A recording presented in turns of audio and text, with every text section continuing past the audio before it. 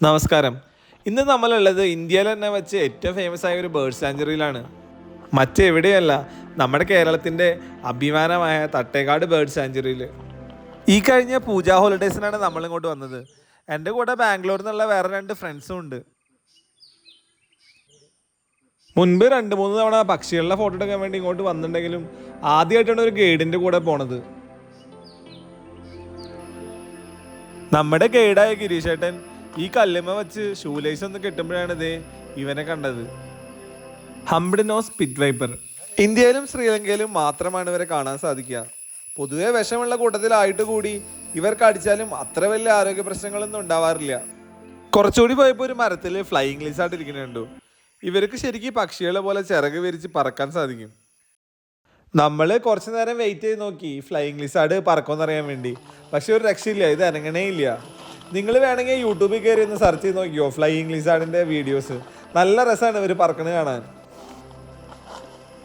പക്ഷികൾക്ക് വേണ്ടിയുള്ള തെരച്ചിൽ നമ്മൾ വീണ്ടും തുടർന്നു. ഒരുവിധം പക്ഷികൾ വരാൻ സാധ്യതയുള്ള സ്ഥലങ്ങളെല്ലാം ഗിരീഷ് ഏട്ടന് അറിയാം. അങ്ങനെ നീണ്ട നേരത്തെ തെരച്ചിലിന് ശേഷം നമ്മളൊരു മലബാർ ഡ്രോഗണെ കണ്ടുപിടിച്ചു. ഇതൊരു ഫീമെയിലാണ്. ഈ മലബാർ ഡ്രോഗണിൻ്റെ ഫോട്ടോ എടുക്കാൻ വേണ്ടി മാത്രമായിട്ട് ബാംഗ്ലൂരിൽ നിന്ന് തട്ടേക്കാട് വരെ വന്ന ഫ്രണ്ട്സിനെ എനിക്ക് പരിചയമുണ്ട്. ശ്രീലങ്കയിലും ഇന്ത്യയിലും മാത്രമാണ് ഇവരെയും കാണാൻ സാധിക്കുന്നത്. മൃഗങ്ങളിലും പക്ഷികളിലും ആണുങ്ങൾക്കാണ് സൗന്ദര്യം കൂടുതലെന്ന് പണ്ട് നമ്മുടെ രമേശ് പിഷാരടി പറഞ്ഞത് ഇവരുടെ കാര്യത്തിൽ വളരെ കറക്റ്റാണ്. മെയിൽ ഡ്രോഗണെ ഞാൻ വഴിയെ കാണിച്ചു തരാം, അപ്പം നിങ്ങൾക്ക് ആ സത്യം ബോധ്യപ്പെടും.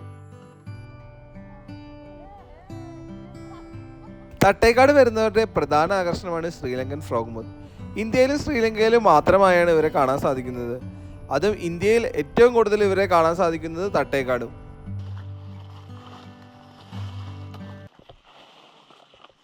ഫ്രോഗ്മൗത്തിനെ തേടി ഞങ്ങൾ മണിക്കൂറുകളോളം നടന്നു, എന്നിട്ടും കാണാൻ പറ്റിയില്ല. നമുക്കൊക്കെ ആകെ നിരാശയായി. നമ്മൾ വിചാരിച്ചു ഇനി എന്തായാലും ഫ്രോഗ്മൗത്തിനെ കാണാൻ പറ്റില്ല എന്ന്. അപ്പോഴാണ് ഫ്രോഗ്മൗത്തിനെ കണ്ടുപിടിച്ചു. അവിടെ ഫ്രോഗ്മൗത്ത് ഉണ്ടാവും, അവിടെ എടുക്കാൻ വേണ്ടി പോവാം.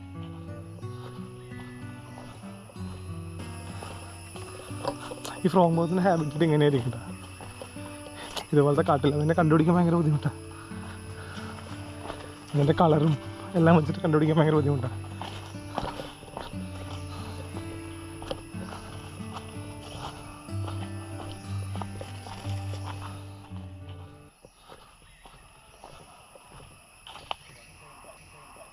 ക്യാമറ ഇങ്ങനെ സൂം ചെയ്തതുകൊണ്ടാണ് ഇവരെ ഇപ്പം കാണാൻ പറ്റുന്നത്.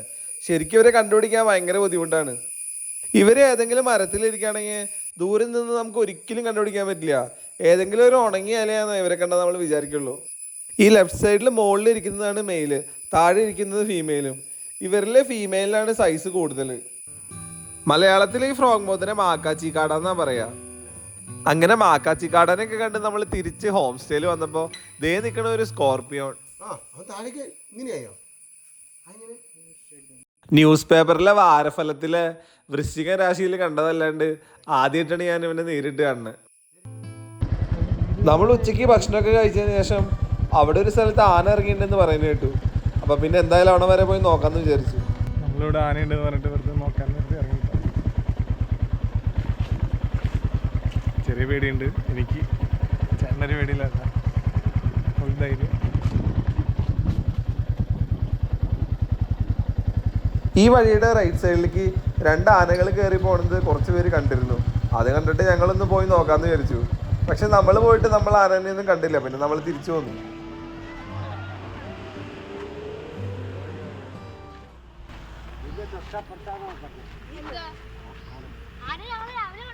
അതല്ലേ പറഞ്ഞ രാവിലെ 2 കൊമ്പന്മാര്.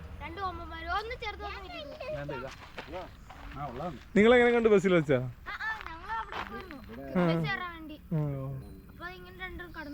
അത്യാവശ്യം നല്ല രീതിയിൽ ആനശല്യമുള്ള ഒരു സ്ഥലം തന്നെയാണ് ഈ തട്ടേക്കാട്.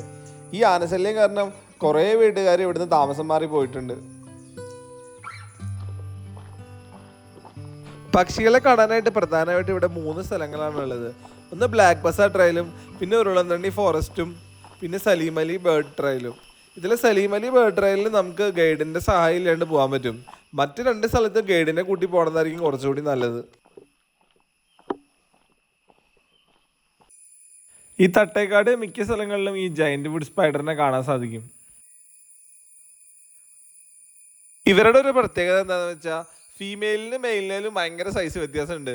ഈ ചോപ്പ കളറിൽ കാണാൻ ചെറുതാണ് മെയില്, നേരത്തെ കണ്ട വലിയ സ്പൈഡറാണ് ഫീമെയില്.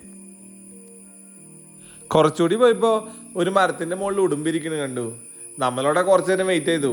അപ്പോൾ അവൻ പയ്യെ മരത്തിന്റെ മുകളിലുള്ള ഒരു പൊത്തിന്റെ അടുത്തേക്ക് കയറിപ്പോയി. ഈ മരപ്പൊത്തിൽ ഒളിച്ചിരിക്കുന്ന പക്ഷികളെ പിടിക്കാനോ അതോ അവരുടെ മുട്ട അടിച്ചു മാറ്റാനോ ആണ് ഇദ്ദേഹത്തിന്റെ ഉദ്ദേശം. ഇന്ന് ഇവിടെ എന്തെങ്കിലുമൊക്കെ നടക്കുന്നു വിചാരിച്ചിട്ട് ഞാൻ കുറച്ചു നേരം അവിടെ വെയിറ്റ് ചെയ്തു. പക്ഷെ എൻ്റെ കൂട്ടത്തിലുള്ളവർ അവിടെ ബേവുള്ളിനെ കണ്ടിട്ട് എന്നോട് പെട്ടെന്ന് വരാൻ പറഞ്ഞു. നമ്മളവിടെ ഒരു ചേട്ടൻ ബേവുള്ളിനെ കണ്ടു. അപ്പോൾ അങ്ങനെ ഫോൺ ചെയ്തിട്ടുണ്ടായിരുന്നില്ല, ബേവുള്ളുണ്ട്. അപ്പോൾ എൻ്റെ കൂടെ എല്ലാവരും ഓടിപ്പോയി. അവരെല്ലാവരും പതുക്കെ പോയി. ഞാൻ നമ്മുടെ മോണിറ്ററിൽ സാറിനെ അത് ആ പൊത്തിലേക്ക് കയറുന്നു ഞാൻ അങ്ങനെ പ്രതീക്ഷിച്ച് ഇങ്ങനെ കുറേ നേരം നിന്നു. പക്ഷെ അത് കയറിയില്ല. അപ്പോൾ നമ്മളവിടെ തിരിച്ചിങ്ങോട്ട് പോന്നു. അവരൊക്കെ പോയി, നമുക്ക് ഓടി പോകണം, കുറച്ച് ദൂരമുണ്ട്.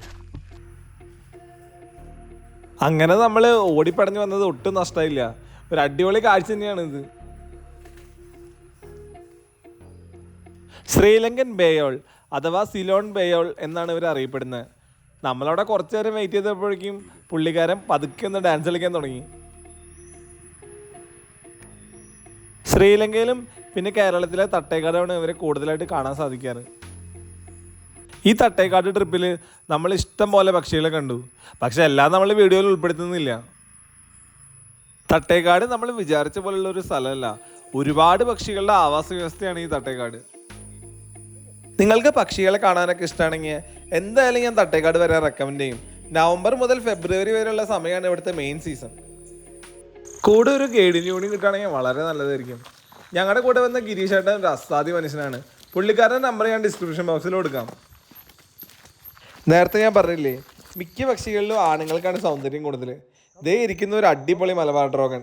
രാത്രി ആയതുകൊണ്ട് സൗന്ദര്യം എത്ര കിട്ടുമെന്ന് എനിക്കറിയില്ല, പക്ഷെ പകൽ വെളിച്ചത്തിൽ കാണാൻ നല്ല ഭംഗിയായിരിക്കും അവന്. തട്ടേക്കാടിൻ്റെ ഈ ചെറിയ വീഡിയോ എല്ലാവർക്കും ഇഷ്ടമായെന്ന് ഞാൻ പ്രതീക്ഷിക്കുന്നു.